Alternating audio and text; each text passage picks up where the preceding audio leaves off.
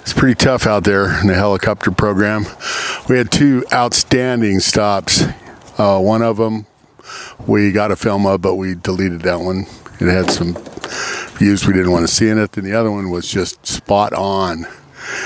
Anyways, from the helicopter program out, adios. Woo. All right, let's talk about the Baja 250. Seems like I'm really getting good at telling these ones where I say I don't really want to talk about them. And this is another one of those. So let's start it off. First Baja race in my own all-wheel drive trophy truck. Pretty sweet. It definitely was cool to, like, you know, see my name up there, number 94 with the big boys.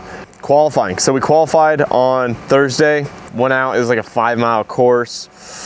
I had an okay run, wasn't the happiest with it, but wasn't like mad about it. The truck was in one piece, I didn't crash it, didn't take any big hits, and we ended up 5th, which for me, I was like, I'll take that, you know, first time with the big boys, you know. I'd never really driven the truck that hard, you know. For qualifying, it's 5 miles, so it's kind of all out, pure chaos, and you kind of just send it.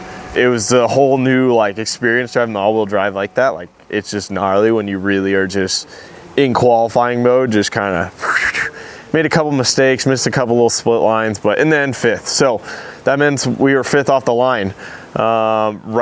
We were behind Luke McMillan, in front of Tavo. 2 big heavy hitters in Baja, so definitely a little intimidating. Like, you know, being on the start line, you're kind of just like, holy cow. I've been watching all these dudes since I was a little, you know, since growing up, I watched all these dudes on TV and on, you know, online, and now I'm literally standing next to them about to strap into a 1,000 horsepower trophy truck and race them. So I was like, I was a little nervous, I'm not gonna lie. Normally I don't get too nervous, but I was kind of tripping a little. But yeah, so San Felipe, 285-mile race, pretty darn short for us, and this one was super fast. Like, I mean, fast. In the end, my average with everything that went down, it was still like 68 miles an hour or something. I believe Alan's, who won the race, Alan Apudia, was 70 miles an hour. That's an average speed. That's like crazy, because there's some points in the race where we're literally doing 10 miles an hour just going through rocks. But yeah, so wild. So it was a pure sprint. So start off the line, starts a minute apart. You go down the Malecon, it's kind of speed zone on the asphalt, and then you jump into the sand dunes, where it's just people everywhere. They built these big booters. I didn't hit them that big because I'm kind of, you know, that's not what I want to do, go crash the thing literally off the start. But then you kind of make your way out of town, just big long straightaways, hard right 90, hard left 90, hard right 90, and then you make your way into the dump where there's just trash everywhere, and you're kind of just dodging, trying to make sure you stay on course. Right as we're like kind of entering the dump, I see a truck over on the left side. It was blue. I assumed it was Toby Price. Turns out it was actually Luke McMillan. He got a flat early on. But yeah, so we start off, then you hop on the world famous Zoo Road, which if you've never heard of Zoo Road it's kind of one of those iconic, it's probably the most iconic Baja road. It's literally like 10, 15 miles of whoops. Straight line, power line road, and there are thousands of fans everywhere. And they are extremely close. And we're doing about, the whoops this year were aggressive, like violent, square edge, rough, just kind of not pleasant. But we do about 90 to 100, kind of, you know, we bounce around. Sometimes we're a little slower sometimes, but I'd say we probably average about 90 up this road, and we're going through bumps just this big. The truck's just skating everywhere, and there were fans just stacked everywhere, and you're just like, what the heck? Yeah, it's kind of bizarre. And they're literally like in front. There's a lot of times where the easiest way to describe it is like the parting in the Red Sea, where they talk, you know, there's just people, you're looking down this alley, and there's thousands of people, hundreds of people standing looking at you, and I'm doing 90, going bounce around, and they're spreading as I go down. It's trippy, pretty kind of unpleasant, because you're just like, gosh, I really hope they move, which they usually do, but there's always a chance they trip, which is just freaky. You don't want that. And then they're the telephone poles, they're climbing up on them. It's wild. But so yeah, we make all the way down there, which it's just brutal. Your truck's already like, what's going on? Make a hard right, and then another like 5-10 miles, probably 10 miles of whoops, just same deal, down this straight road, with some huge rollers and stuff, kind of make our way through there. And I'm kind of cruising, you know, in the spec truck, it was just wide open the whole time. In the trophy truck, it's a whole nother beast, because if you tried to go wide open, you're literally like, the car's gonna like self-destruct, or you're just gonna crash because they're so fast. So I was just trying to pick that good balance. Luckily my truck works really good with the live valve. So we were kind of just, what I felt like we were maintaining. And when we got to the end of that at mile 30,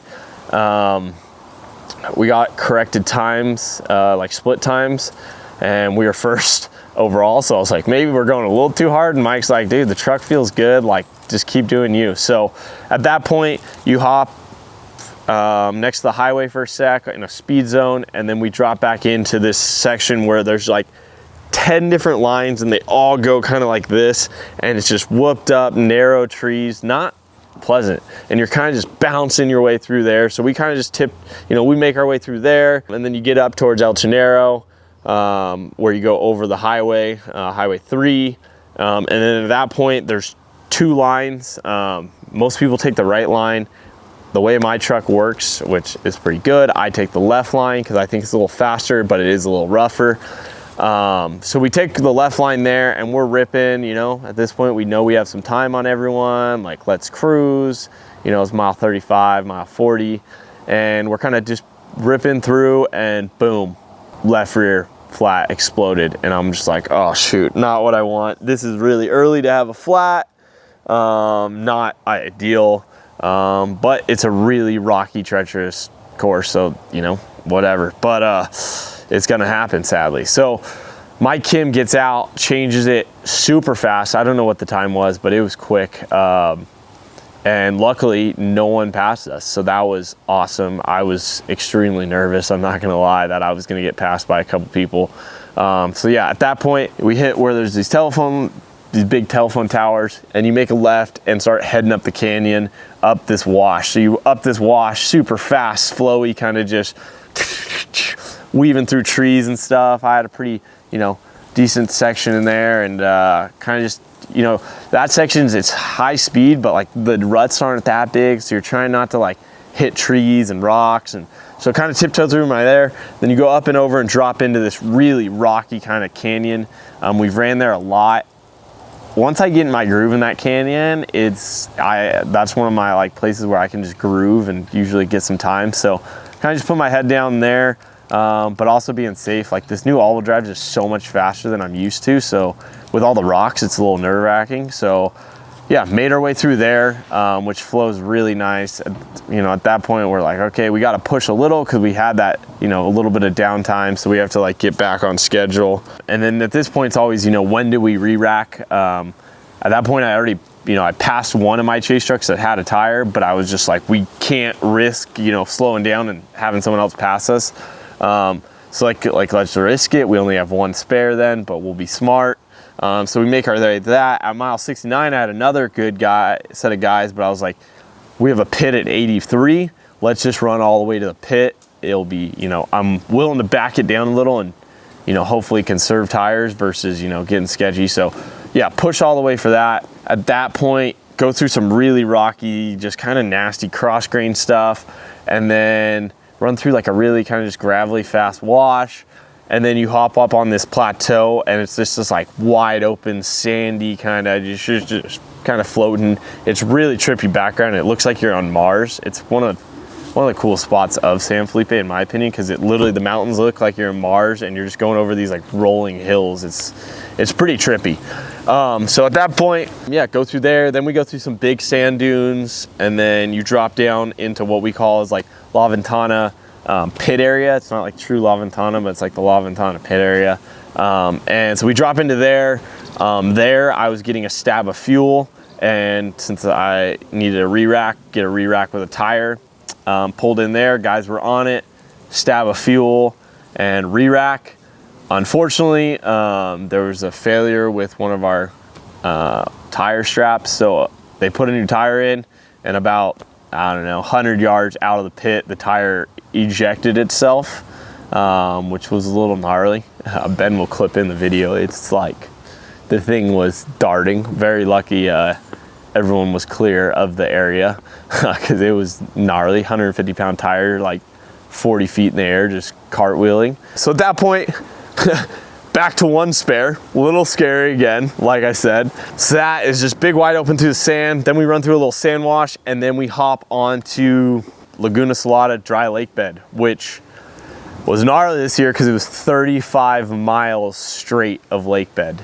I know 35 miles of lake bed doesn't sound bad, but it's really hard on equipment going wide open for 35 miles. Like, you're literally just wide open for 35 miles. But so as we came onto this lake bed, I had like a split line, and it dumped me outside of where a lot of pits had set up, and I couldn't find myself back onto the race course. So I was like, it got kind of a little gnarly. I was getting a little scared because there was a VCP I had to hit, and I'm trying to navigate and find, like, I'm like, dude, I know it's over there. Like, so I'm like, I'm just gonna run up till I find a hole.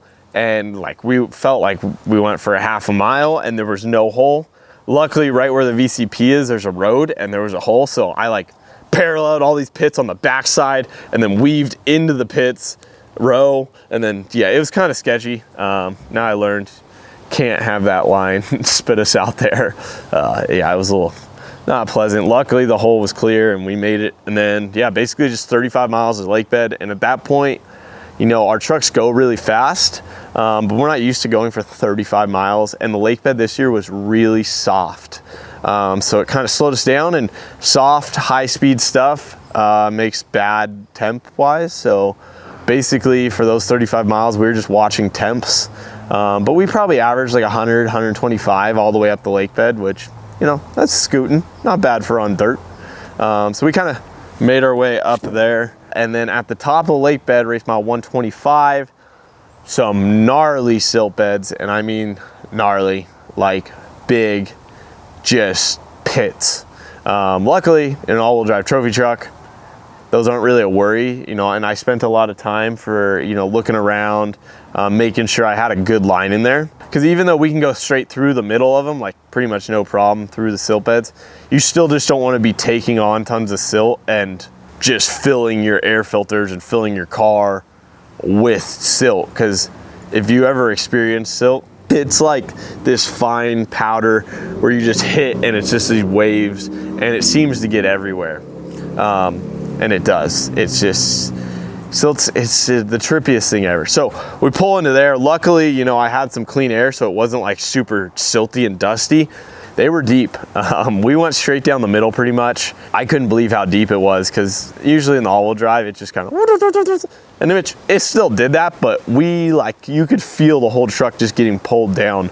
Yeah, so that was like, wow, that's pretty interesting. Go through there, and then it's just kind of these fast, sandy, graded roads in a way with some berms, and you're just kind of ripping 100 mile an hour, just waking your way back down the opposite side of the lake bed in a way, just where we came from. And then you hop into all this cross grain, just at this point, I got one spare. I just need to kind of cruise, you know, get in my groove. And I felt like at that point I wasn't driving the all-wheel drive as good as I should be. So I was kind of just trying to, you know, get back together, you know, get myself in the right mindset, make our way all the way down there. Yeah, you kind of just dart and weave through some like cross grain stuff, some whoops, and then hop on the lake bed for a sec, and then kind of jump into race mile, what, 155-ish, 158-ish.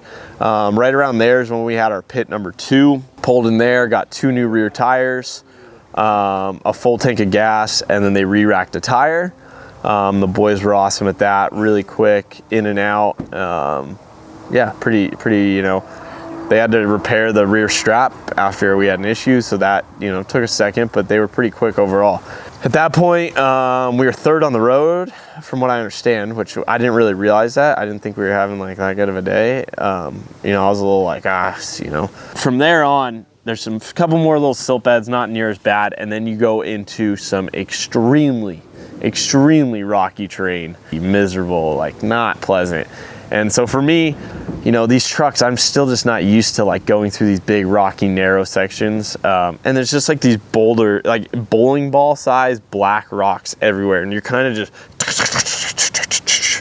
so kind of make my way through all those, just really taking my time. And I get some split times, and Tavo and Luke, who are behind me, are making time on me. And actually Alan, and Toby, who were in front of me, they put a little bit of time on, because I forgot to mention too, we passed Bryce Menzies with issues earlier on. So yeah, we were in third on the road.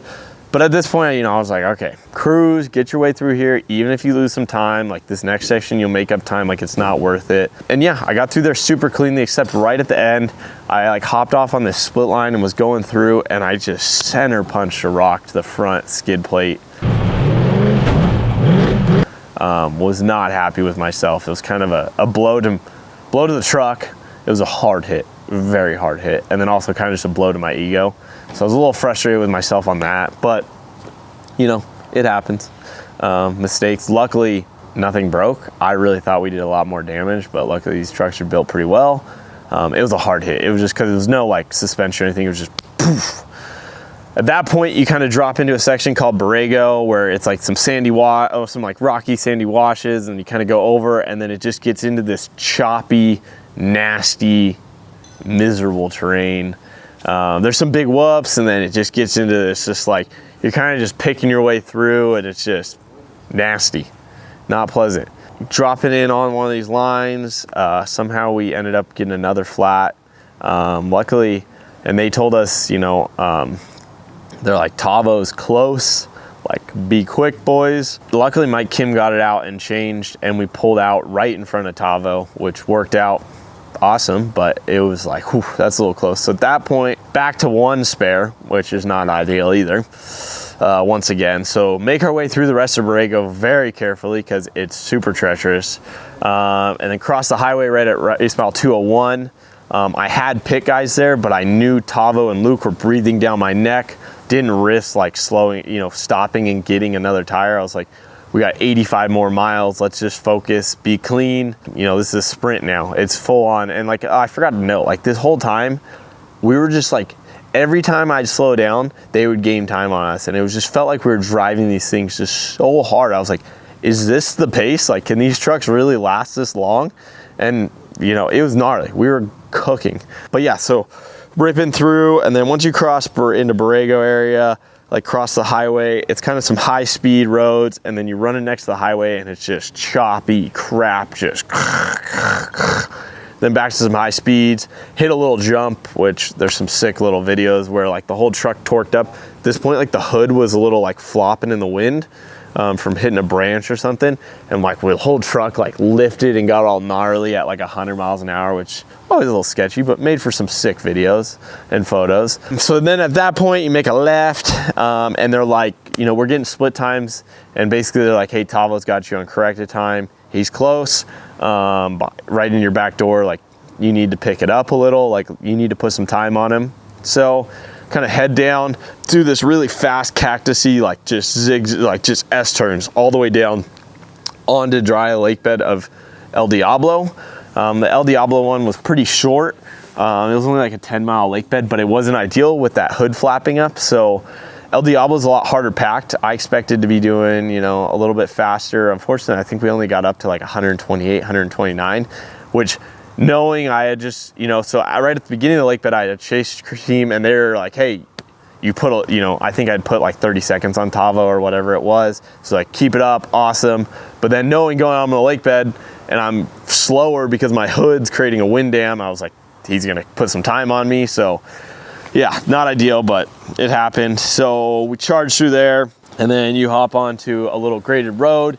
And right when we hopped off the graded road, we unfortunately had another flat tire, which this one was just not ideal, not a great place to change it. We pulled off, kind of changed it in this sandy area. This is when, like, in my opinion, like my day started falling apart, and I was just kind of like, gosh, this is, you know, obviously I was like a little frustrated with myself, you know, with some of the stuff. But then at that point, Tavo passed us right when Mike was finishing the tire. We just didn't have enough time on him to change the tire in that you know, in that place. So I was just like, you gotta be kidding me. Not ideal. So I pulled back out in his dust and kind of just cruised. And at this point I was like, all right, we're just gonna cruise to the finish. Kind of a little like, gosh, like, can't believe I let that happen. So there, you kind of go through these really tight trees, and then you hop on Morelia Road, and then you hop back in. And then let's also note, at this point, I have 0 spare tires. So if I get a flat, pretty much our day's like over. So I'm driving through the dust, trying to keep my cool mentally, trying to keep like my cool, not screw up and get another flat tire. It's in these really tight trees that are big and thick that would definitely not end well if I hit one. And then it goes into this really rocky, just chewed up stuff, and it's just like, don't screw up, Christopher. Right there at Morelia Junction, fortunately, I think it was like race mile 240. I had some crew guys. They were able to give me another spare tire, so then I wasn't running completely solo. But unfortunately, when they were re-racking that tire, Luke McMillan got by me. And at that point, I was just like, dude, you gotta be kidding me. So at that point, I was like, okay, we're literally just gonna cruise. We'll follow these guys in on dust. Maybe like something will happen to them, but we're just gonna cruise, you know? Once you leave Morelia Junction, it's just these gnarly whoops, violent. The ones like, it feels like you're just getting punched in the chest. It's these just square edge, just, you know, my truck works super good, but still, we're going so fast and it's just so aggressive. And you're just like, I'm kind of just sitting right outside of Luke's dust. Go through there. Luckily, I had some cut lines to get me off the whoops a little. You know, tried to take a few of those that Luke didn't take just to be on different lines, but, you know, kind of just maintaining, staying out of the dust, being smart. At that point, you make a left and start heading up a wash to then drop down one of the bigger washes, you know, more famous San Felipe wash style, where, you know, kind of high speed and a little treacherous in the middles when the canyon gets tight. But as we're going up that, Tavo, who was ahead of Luke, and then it was me, Tavo double flatted. So he got 2 flat tires, apparently smoked a huge rock. And it was in a terrible place to change it. So I was able to get around him, which worked out really good in my favor. So then I was like, oh, okay, yeah, that's good. I'll just keep cruising behind Luke. And then we got split times. Turns out me and Luke were within Luke had me on 9 seconds, and it was for the second overall because up ahead, Toby Price had broken. So now we went from this mentality of like, I was like pretty frustrated, like whatever, our days kind of like went to crap, just cruise, to now we're getting these split times, and the boss man's like, you need to pick it up, like you need to get Luke on corrected time so we get second overall. So I'm like, okay, let's do this. And I think Luke's team told him the same thing, like, Polvoorde's down your neck, let's go. So going through this wash, all of a sudden it went from maintain to kill mode, which was sick, because at that point, like, it kind of cleared my head. But then it was also just like, I was starting to finally get comfortable in the truck. Like, I had figured it out enough. In the beginning of the race, you know, it's such a new truck, just you're like, you know, I'm always frustrated, like trying to, well, not frustrated, but it's just all new. Like, it's way different than the spec, whole different mentality. And the pace was so gnarly, I was like, dude, this is nuts. So at this point, it's like, okay, kill mode. We're going down this wash, and it's just, we're like ripping and super fun. Like, these all-wheel drives, when you start to like drive them hard like that, they just go, and you can't believe it. So ripping through there, through these sand washes, just trying to nail all my lines, all our pre-running, everything. That split time, Luke had me by 9 seconds. Then we passed Toby, and just this super high speed wash, and then into these whoops, and you know, you're kind of just zooming around. And then the next split time, I now was 4 seconds ahead of Luke on corrected time. So it was like, it's game time. But basically they told us, hey, he's 4 seconds ahead, you're 4 seconds ahead of him. And this is that race mile, like, you know, this is with 20 miles to go. And so it's like, dude, this is go time. Like, 4 seconds isn't safe enough. Like, you need to put some more time on him. At that point, make your way down a little more, and then turn hard left and run up Old Portuguese Road, which is just this wide open, like ripping straight line road.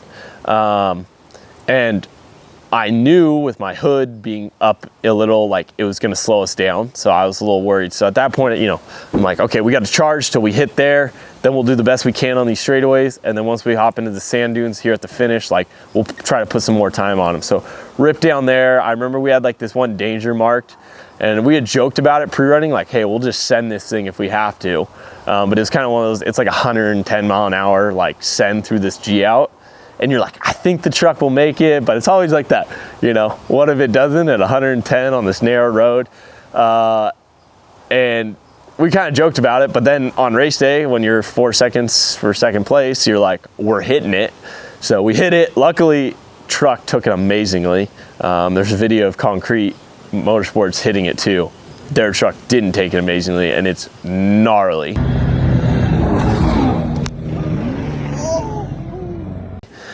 But so I was pretty pumped, you know, on the live valve.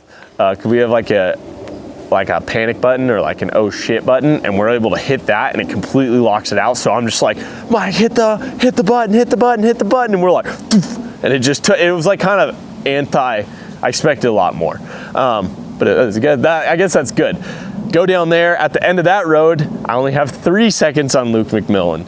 So I'm like, oh, okay, these sand dunes, we got to charge. So then you make a left, charging through these just sandy kind of just back and forth, up and down, silty whoops. It's just pretty nasty, and you're kind of just, we're like flying rises, and it's sick. Like the all-wheel drive, the sand is just like gnarly, because you're just like, I don't think I could go this fast in the sand. Past where I ran out of gas, you know, last year, and I'm like, okay, yeah. Make our way down, and then going through the sand dunes with about 2 miles to the finish. You know, we still had Luke on time. We were just about to get another split times where I think we were going to be more ahead. We were really putting the hammer down, and yeah, all hell broke loose. It felt like that, at least. It felt like a bad dream, you know, because I'll be honest, running out of gas last year haunted me. It's one of those things where you're like, did I screw up on pit planning? You know what? And it's one of those things that, like, we were leading last year and we lost because we ran out of gas. And it's a nightmare. As a racer, you know, I spend 2 weeks of my life pre-running and just putting everything I can into this race. And so when something like that is just taken from you right at the end, it hurts. So when we come around this big sand whoop corner, and it just,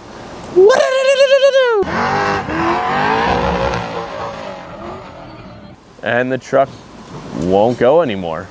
And it was just kind of like, dude, no, this can't be happening. And I'm like, this can't be happening. So I like try shifting, thinking maybe he lost a gear. Nope. And then the truck drives for a little, and I'm like, okay, something's just broken, but it's gonna limp in. And then all of a sudden it just stops. So I try to get off to the side of the road, and at this point I'm just like, this can't be happening. Like, this really can't, because we're literally in town. There's people everywhere, 2 miles from the finish. And literally like 1 more mile and you're on like asphalt. Like, it's hard packed road. Like, I'm just like, this can't be happening. But it definitely was. So like last year, just all out panic, you know. Luckily I had a lot of chase crews in the area, but it was just like, okay, what do we do next? What's the issue? We get out, realize our rear drive shaft had exited the chat, basically. Thing was gone. Sheared off super weird. Don't know why. Didn't hit anything. We don't know why it broke. Everyone's been asking. I don't know. It just didn't make it. Who knows? We were driving hard. That could have been it. I guess it just didn't. It wasn't our day. Yeah, I'm like, okay, I guess let's change the rear drive shaft. And then they get on the radio and they're like, hey, it should drive in 2-wheel drive. And I'm like, no, it stopped driving. Like, trust me. They're like, try again. So I get back in the truck. Next thing you know, it starts driving a little. But at that point, I was off course and we're in the sand dunes, and I bury the front because we're 2-wheel drive. And in the end, actually, when I pulled off, like, there was like a random tire, just, you know, Mexico, there's tires everywhere, it seems like, and it had like gotten stuck under a trailing arm, so like just parked us, and we just dug in the front. So at that point, like, I get out, we're trying to put the jacks up, we're trying to like dig our way out, I'm flagging in. Luckily there's hundreds of locals everywhere, so I'm like, we need help. And that's what's so cool about Baja, like, they all just are like, what can we do? So they're running down, pushing us, digging. I'm like in the ground digging, we're putting the jacks up because we're in a hole now. I'm like, we just got to get out of these holes, and then like we might be able, you know, while you guys all push, we might be able to get out. At this point, Bryce Menzies goes by, Tavo goes by, like, you know, the day's just unfolding. Almost get hit by Tavo, gnarly. Luckily, the locals just activated, and they were so awesome. One of them hopped in, I think it was Explorer, and was trying to yank me out. We broke a couple straps, and then right when we were getting ready to yank again, which I think we would have gotten out at that point, Jimmy Davidson, my crew chief, rolled up in one of our chase trucks, which he was absolutely ripping, to be expected, you know. Yeah, so they were able to tow me out of the first big hole. And then at that point, the truck started driving again. And then the strap fell off of Jimmy's truck. So I was like, hey, just get out of the way. I'm gonna keep ripping at, you know, 10 miles an hour, 15 miles an hour. So we're going through the whoops, just trying to just get that last mile, basically. And so we're kind of going a little more, and then truck stops driving forward again, and we kind of get stuck. At that point, the locals know another local rips up in a Cherokee. I don't know who this guy was, but shout out to you, man. He literally just hooks on, no questions asked, and just starts ripping with us. And he's charging, towing. Let's know he's towing an almost 8,000 pound beast behind it, and he's just ripping through the whoops. It was gnarly. I felt really bad for him, though, I will be honest. So he's ripping, and at this point the truck starts driving again, so I'm like trying to like hit the siren, or like we're trying to like, hey dude, like let us go by, like I think we can drive the rest of the way, because we're not allowed to cross the finish line getting towed, and we're only allowed to get towed a certain amount of miles. And I wasn't sure what it was, like all the rules, so I'm just like, dude, we can keep driving. And he's pulling us. And the locals, a lot of the other locals thought he was like blocking us on race course, because they just see a 1,000 horsepower trophy truck running behind it. They don't see the strap, and they're like throwing things at him. I felt terrible. Like, I need to get a hold of this guy and hook him up big time, because he took one for the team, just straight activated. But he was charging, ripping. I couldn't believe how fast he was going, towing us. It was kind of impressive. And we were like sirening him to try to get to pull over, just thumbs up, just like pumped. At this point, like Justin Lofton pulls up behind us and is like trying to go around us, and we're like, yeah, it was bad. It was a disaster. So then we finally get him to pull over and undo the strap, and then we just kind of limped it in. And yeah, we ended up 7th, but like I said, just an absolute heartbreaker. I remember it all going down last year like it was yesterday, and now I think, you know, this year's gonna haunt me again. It's just this San Felipe curse I have, apparently, of being there but then not being there. And yeah, it's hard. I mean, I was happy to finish, but definitely like you pull into the finish line and it's just that, yeah, it's just a blow. Like, it hurt, and it was sad. You know, the team and I put a lot of work in, and I mean, the team killed it all day. Our pits were awesome. They charged, they activated when we need to, they were there. And I mean, everyone just put in so much, and I felt, you know, like for me, it didn't feel like the whole experience of racing my own trophy truck and stuff just didn't feel real. And I was just like, this is crazy, this is a dream. And then it's still amazing and awesome, but it's, as a competitor, we come to win races, and it's just one of those things that you're like, yeah, this kind of just sucks. So we'll have some sleepless nights.